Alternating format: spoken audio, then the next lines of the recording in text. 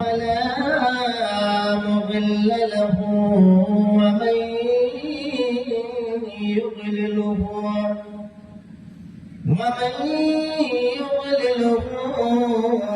فلا هادي له ونشهد أن لا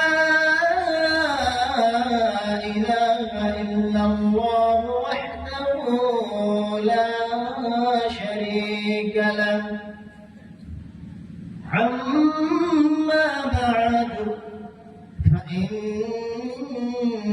خير الحديث كتاب الله وخير الهدي هدي محمد صلى الله عليه وسلم وشر الأمور محدثاتها وكل محدثة بدعة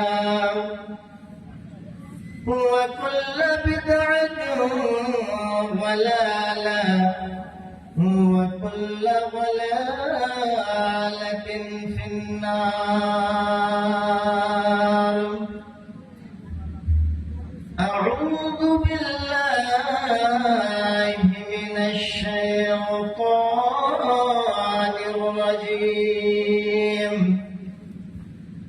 بسم الله الرحمن الرحيم. ووصينا الإنسان بوالديه حملته أمه وهنا على وهن وفصاله في عامين أن اشكر لي ولوالديك إلي المصير. أعوذ بالله من الشيطان الرجيم. بسم الله الرحمن الرحيم. وقال النبي صلى الله عليه وسلم: من رأى منكم منكرا فليغيره بيده فإن لم يستطع فبلسانه فإن لم يستطع فبقلبه وذلك أضعف الإيمان.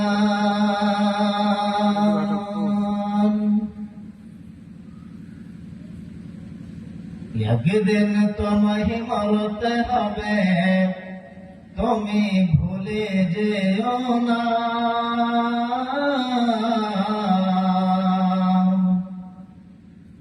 একদিন তোমায় মরতে হবে, তুমি ভুলে যেও না।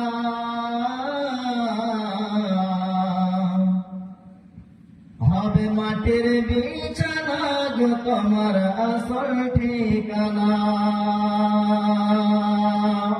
হবে মাটির বিছানা গো তোমার আসল ঠিকানা। এই বাড়ি গাড়ি টাকা করে কিছু যাবে না। এই বাড়ি গাড়ি টাকা করে কিছু যাবে না। হবে মাটির বিছানা গো তোমার আসল ঠিকানা। আজরাইল ফেরেশতা যখন হাজির হবে সে, চল চতরি যতই করো জানবে রবে শেষে। আজরাইল ফেরেশতা যখন হাজির হবে সে, ছল চতরি যতই করো জানবে রবে শেষে চলবে না সেদিন তোমার কোনো বাহানা হবে মাটির বিছানা গো তোমার আসল ঠিকানা কাঁদবে পিতা কাঁদবে মাতা কাঁদবে ভাই বোন পাশে বসে কাঁদবে সবাই আত্মীয় স্বজন কাঁদবে পিতা কাঁদবে মাতা কাঁদবে ভাই বোন পাশে বসে কাঁদবে সবাই আত্মীয় স্বজন করবে দোয়া খোদার কাছে মুমিন মুমিনা হবে মাটির বিছানা গো তোমার আসল ঠিকানা হবে মাটির বিছানা গো তোমার আসল ঠিকানা শ্রদ্ধেয় সম্মানিত আজকাল বিচারক মণ্ডলী এবং আমার সামনে বসে থাকা আমাদের সমবয়স্ক কিংবা আমাদের দাদা এবং নানা নানুরা আজকে এই জালসার মাহফিলে বসে থাকা দিন প্রিয় ইসলাম প্রিয় মা এবং বোনেরা আজকে আমি যে বিষয়টি নিয়ে আপনাদের সম্মুখে আলোকপাত করতে চলেছি সে হচ্ছে পিতা মাতার সাথে সদ্ব্যবহার আল্লাহ রাব্বুল আলামিনের অনেক মর্যাদা রয়েছে সর্বপ্রথম আমরাকে মেনে নিতে হবে যে আল্লাহ রাব্বুল আলামিন আমাদেরকে যে সৃষ্টি করেছে সৃষ্টি করার কোন উদ্দেশ্য রয়েছে এই মর্মে মহান রব্বুল আলামিন সর্বপ্রথম আমাদের কি করেছে আল্লাহ রাব্বুল আলামিনকে যদি আমরা মানতে চাই তো আমাদের সৃষ্টিকর্তা হিসাবে আল্লাহ রাব্বুল আলামিনকে মেনে নিতে হবে নচেত যদি আমরা আল্লাহ রাব্বুল আলামিনকে না মানতে পারি আল্লাহ রাব্বুল আলামিনের কথা অনুযায়ী না চলে তো আল্লাহ রাব্বুল আলামিন আমাদেরকে ভালোবাসবে না ভাই বন্ধুগণ কিন্তু আমি আজকে আপনাদের সম্মুখে বলে যাই আল্লাহ রাব্বুল আলামিন বলে দিয়েছে যদি তুমি আমার অনুগত্য করো আল্লাহ রাব্বুল আলামিনের কথা অনুযায়ী চলো তারপরে কি বলেছে তার রাসূলের কথা অনুযায়ী চলতে হবে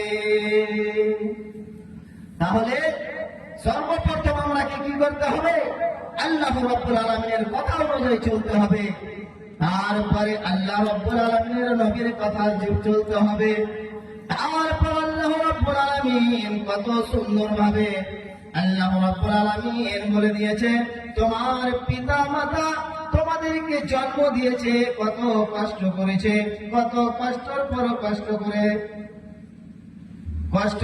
কষ্ট করে তোমাদেরকে এই দুনিয়াতে নিয়ে এসেছে ভাই বন্ধুগণ আজকে আমি এই পাবলিক রাইটার জলসাতে আমি বলে যাই যে আল্লাহ রাব্বুল আলামিনের আমাদের সৃষ্টি করার উদ্দেশ্য কি রয়েছে আল্লাহ রাব্বুল আলামিন সূরা লুকমানের মধ্যে আল্লাহ রাব্বুল আলামিন কত সুন্দরভাবে বলে দিয়েছে ووصينا الإنسان بوالديه حملته أمه وهنا على وهن وفصاله في عامين عن اشكر لي ولوالديك إلي المصير আমাদের প্রতিপালক কত সুন্দরভাবে বলে দিয়েছে হে আমার বান্দা বান্দির দল হে আমার বান্দা বান্দিরা তোমাকে যে আমি এত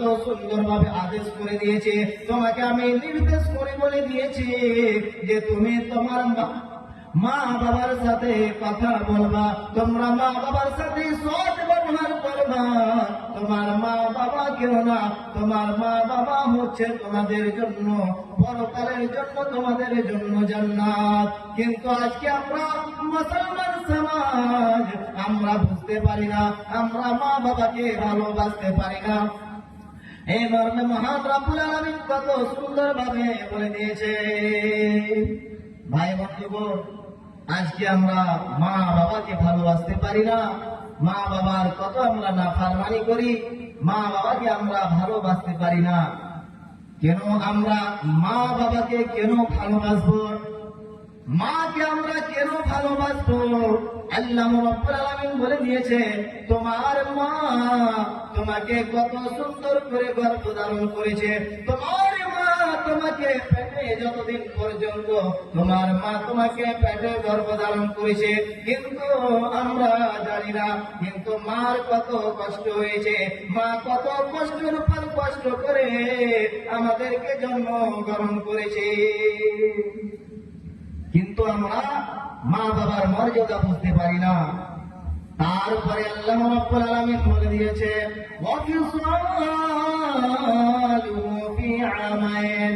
জন্মগ্রহণ করে ছেড়ে দেননি, তারপরে আমাদেরকে ধারাবাহিক 2 বছর পর্যন্ত 2.5 বছর পর্যন্ত আমরাকে দুধ পান করিয়েছে। যদি আমরা বুঝতে পারি না, কিন্তু আমরা যদি আল্লাহ রাব্বুল আলামিনের কোরআনকে আমরা খুলে দেখে, তাফসীরকে পড়ে দেখে, তাহলে আমরা বুঝতে পারবো মা বাবার মর্যাদা কত রয়েছে।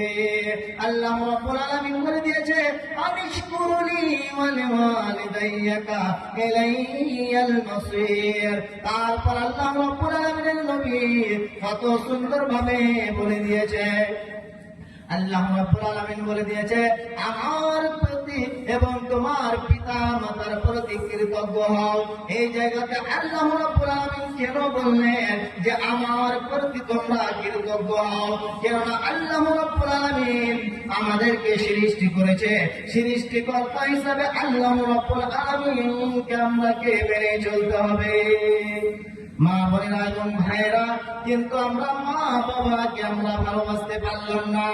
আর আয়াতে আল্লাহ রাব্বুল আলামিন কত সুন্দর করে বলে দিয়েছে, ওয়াইদ ক্বালা লুকমানু লিইবনিহি ওয়া হুয়া ইয়া'দু ইয়া বুনাইয়া লা তুশরিকু বিল্লাহ।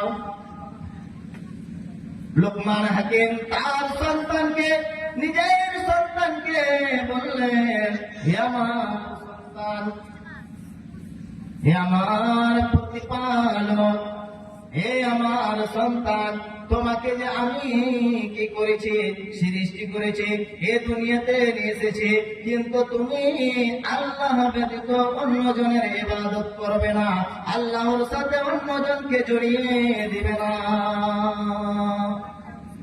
ভাই বন্ধুগণ, আমি জানি না আল্লাহ রাব্বুল আলামিন কত সুন্দর করে বলে দিয়েছে, وَقَضَى رَبُّكَ أَلَّا تَعْبُدُوا إِلَّا إِيَّاهُ وَبِالْوَالِدَيْنِ إِحْسَانًا إِمَّا يَبْلُغَنَّ عِندَكَ الْكِبَرَ أَحَدُهُمَا أَوْ كِلَاهُمَا فَلَا تَقُل لَّهُمَا أُفٍّ وَلَا تَنْهَرْهُمَا وَقُل لَّهُمَا قَوْلًا كَرِيمًا واخفض لهما الجناح الذل من الرحمة وقل رب ارحمهما كما ربياني صغيرا।